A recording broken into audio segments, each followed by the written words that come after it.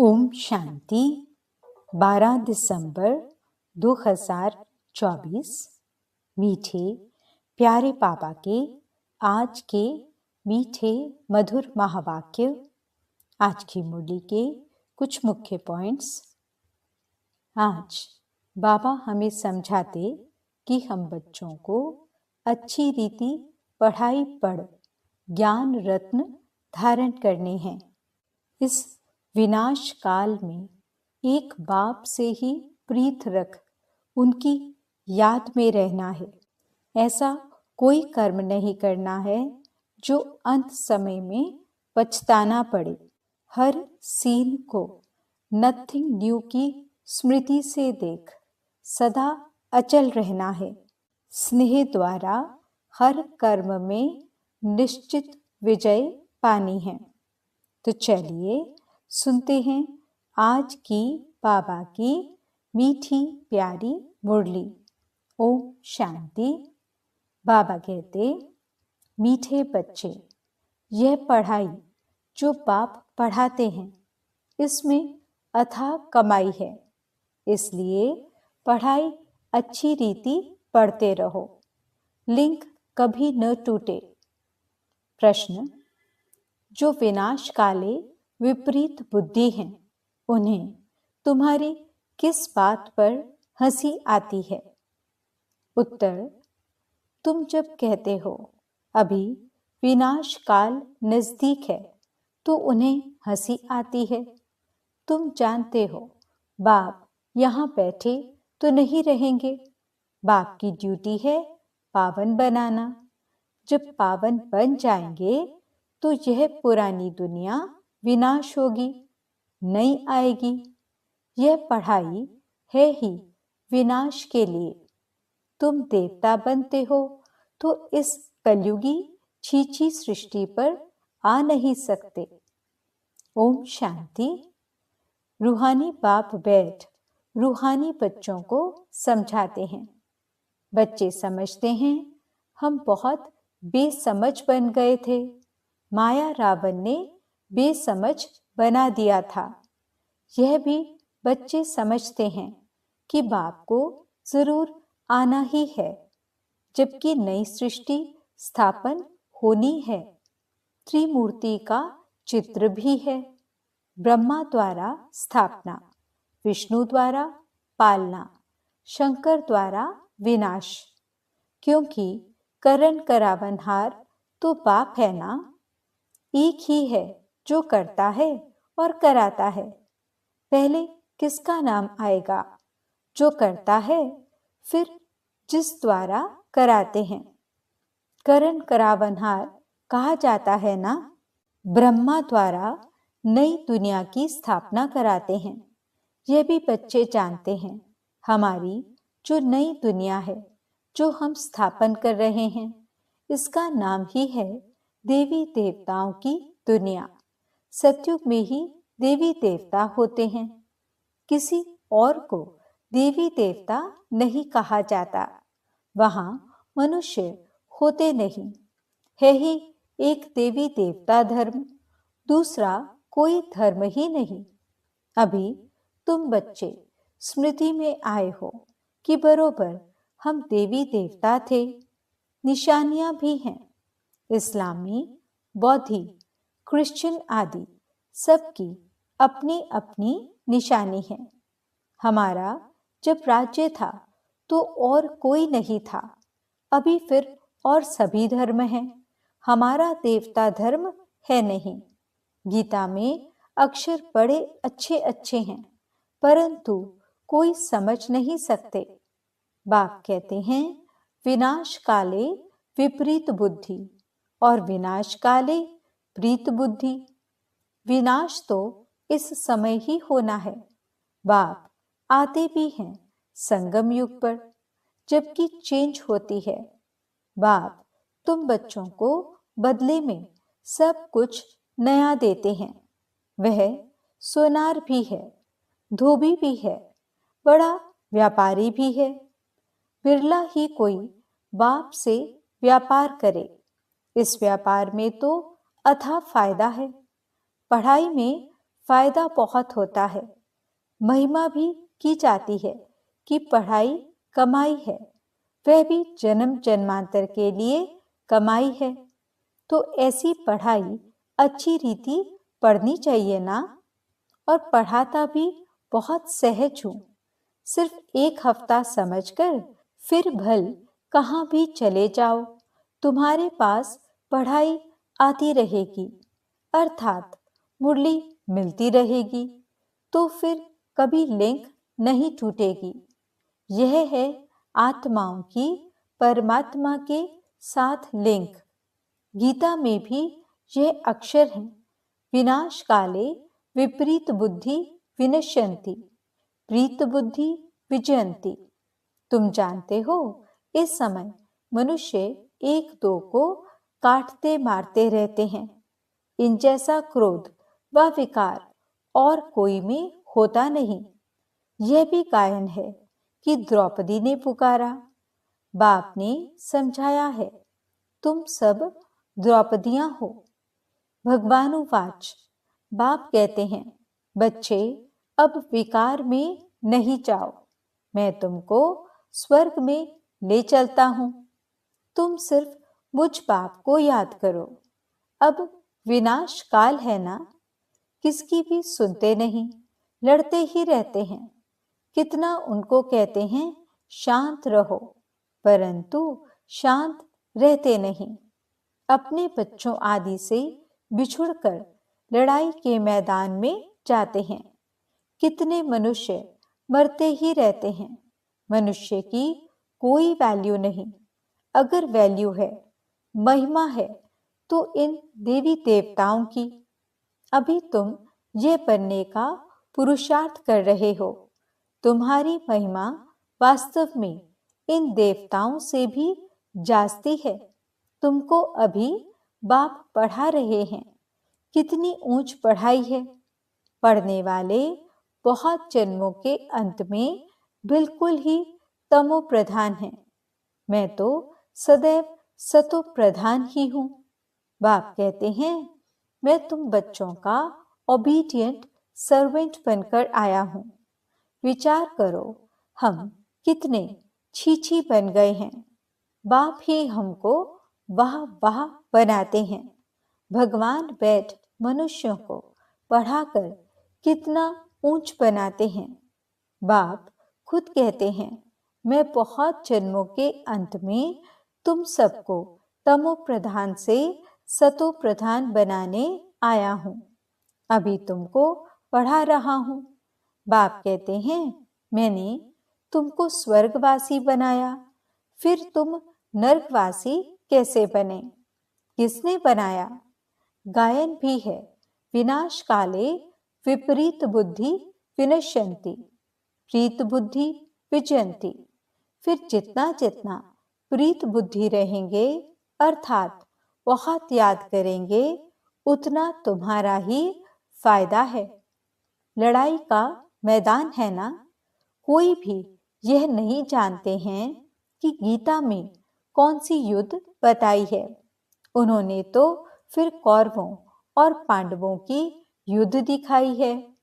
कौरव संप्रदाय, पांडव संप्रदाय भी हैं, परंतु युद्ध तो कोई है नहीं। पांडव उनको कहा जाता है जो बाप को जानते हैं, बाप से प्रीत बुद्धि हैं। कौरव उनको कहा जाता जो बाप से विपरीत बुद्धि हैं। अक्षर तो बहुत अच्छे अच्छे समझने लायक हैं। अभी है संगम युग। तुम बच्चे जानते हो, नई दुनिया की स्थापना हो रही है। बुद्धि से काम लेना है। अभी दुनिया कितनी बड़ी है। सतयुग में कितने थोड़े मनुष्य होंगे। छोटा झाड़ होगा ना, वह झाड़ फिर बड़ा होता है।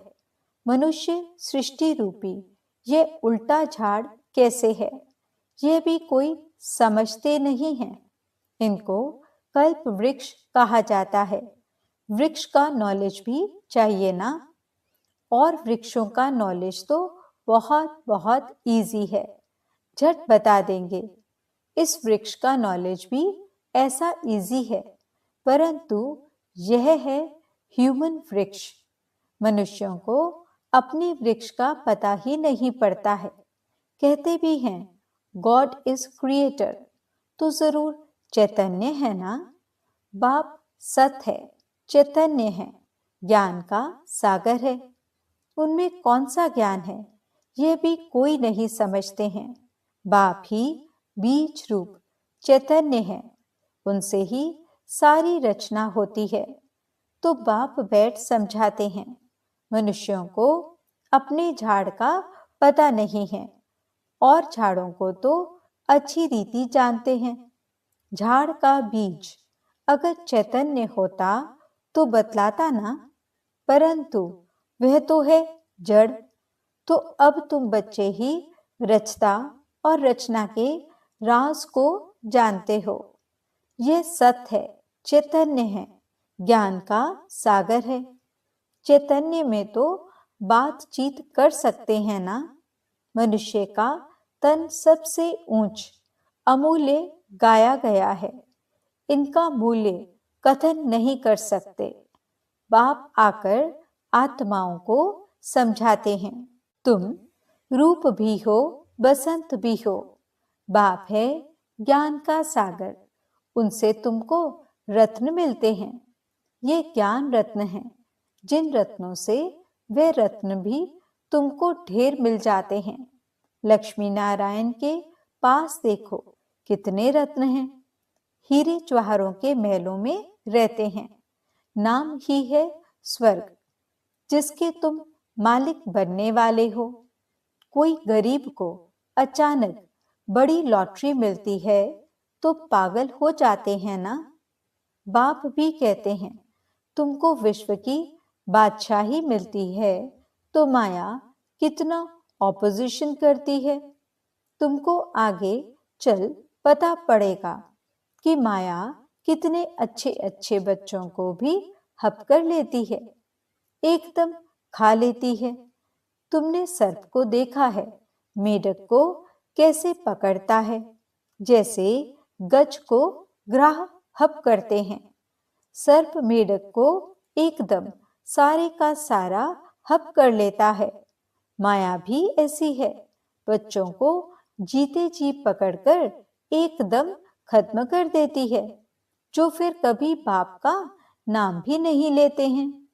योग बल की ताकत तुम्हारे में बहुत कम है, सारा मदार योग बल पर है। जैसे सर्प मेढक को हप करता है, तुम बच्चे भी सारी बादशाही को हप करते हो। सारे विश्व की बादशाही तुम सेकंड में ले लेंगे। बाप कितना सहज युक्ति बताते हैं, कोई हथियार आदि नहीं। बाप ज्ञान योग के अस्त्र शस्त्र देते हैं, उन्होंने फिर स्थूल हथियार आदि दे दिए हैं। तुम बच्चे इस समय कहते हो, हम क्या से क्या बन गए थे, जो चाहे सो कहो।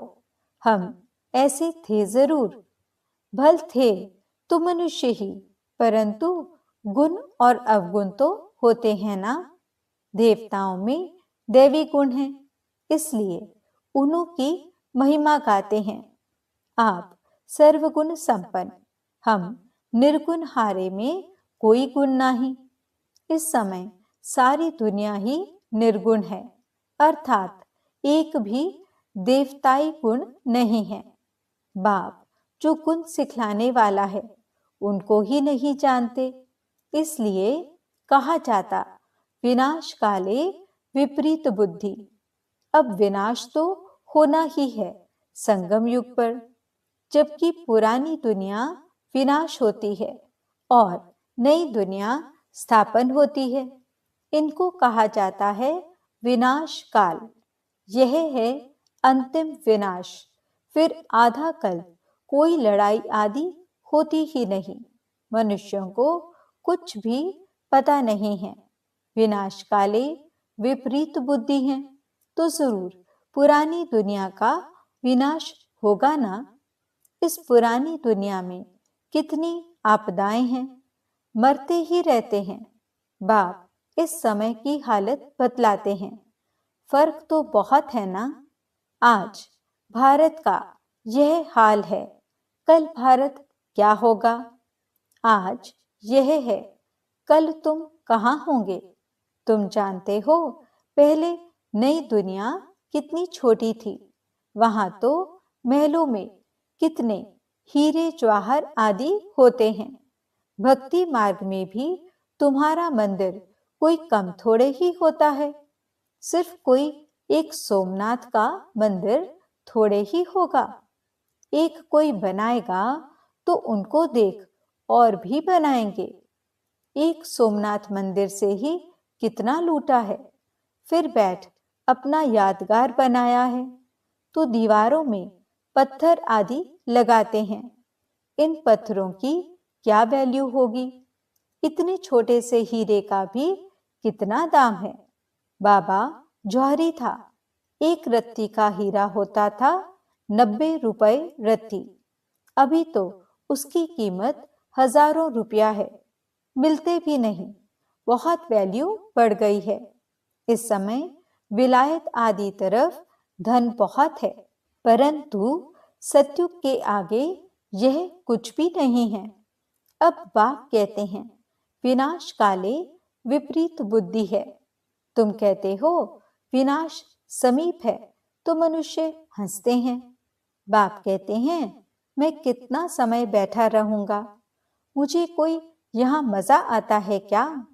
मैं तो न सुखी न दुखी होता हूँ।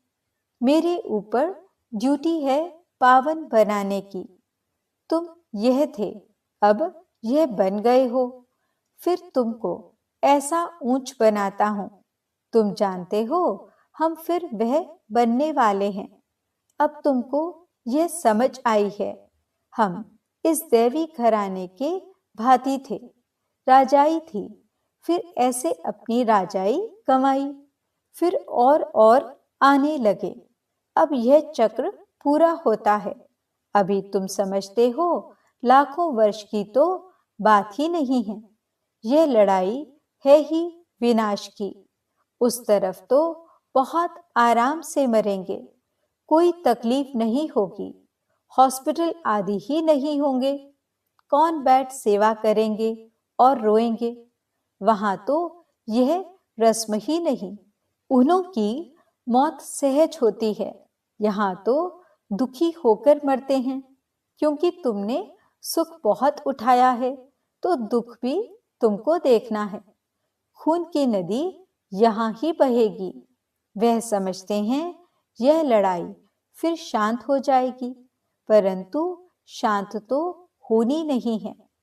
मिरुआ मौत मलूका शिकार। तुम देवता बनते हो, फिर कलयुगी छीछी सृष्टि पर तो तुम आ नहीं सकते। गीता में भी है, भगवानुवाच, विनाश भी देखो स्थापना देखो। साक्षात्कार हुआ ना? यह साक्षात्कार सब अंत में होंगे। फलाने फलाने यह बनते हैं, फिर उस समय रोएंगे, बहुत पछताएंगे, सजा खाएंगे, नसीब कूटेंगे, लेकिन कर क्या सकेंगे? यह तो 21 जन्मों की लॉटरी है। स्मृति तो आती है ना। साक्षात्कार बिगड़ किसको सजा नहीं मिल सकती है। ट्राइब्यूनल बैठती है ना। अच्छा, मीठे मीठे सिकिलते बच्चों प्रति माता पिता बाप दादा का याद प्यार और गुड मॉर्निंग। रूहानी बाप की रूहानी बच्चों को नमस्ते। हम रूहानी बच्चों की रूहानी बाप दादा को दिल व जान सिक व प्रेम से नमस्ते नमस्ते नमस्ते जी। गुड मॉर्निंग बाबा। शुक्रिया बाबा। धारणा के लिए मुख्य सार। पहला पॉइंट, स्वयं में ज्ञान रत्न धारण कर रूप बसंत बनना है। ज्ञान रत्नों से विश्व के बादशाही की लॉटरी लेनी है। दूसरा पॉइंट, इस विनाश काल में बाप से प्रीत रख एक की ही याद में रहना है। ऐसा कोई कर्म नहीं करना है जो अंत समय में पछताना पड़े या नसीब कूचना पड़े। वरदान: सदा स्नेही बन, उड़ती कला का वरदान प्राप्त करने वाले निश्चित विजयी निश्चिंत भव। स्नेही बच्चों को बाप दादा द्वारा उड़ती कला का वरदान मिल जाता है। उड़ती कला द्वारा सेकंड में बाप दादा के पास पहुंच जाओ तो कैसे भी स्वरूप में आई हुई माया आपको छू नहीं सकेगी। परमात्म छत्र छाया के अंदर माया की छाया भी नहीं आ सकती। स्नेह मेहनत को मनोरंजन में परिवर्तन कर देता है। स्नेह हर कर्म में निश्चित विजयी स्थिति का अनुभव कराता है। स्नेही बच्चे हर समय निश्चिंत रहते हैं। स्लोगन: नथिंग न्यू की स्मृति से सदा अचल रहो तो खुशी में नाचते रहेंगे। ओम शांति। आज के अव्यक्त इशारे। संगम युग का विशेष वरदान संतुष्टता है। इस संतुष्टता का बीज सर्व प्राप्तियां हैं। असंतुष्टता का बीज स्थूल व सूक्ष्म अप्राप्ति है। आप ब्राह्मणों का गायन है, अप्राप्त नहीं कोई वस्तु ब्राह्मणों के खजाने में अथवा ब्राह्मणों के जीवन में, तो फिर असंतुष्टता क्यों? जब वरदाता दाता के भंडार भरपूर हैं, इतनी बड़ी प्राप्ति है, फिर असंतुष्टता क्यों? ओम शांति।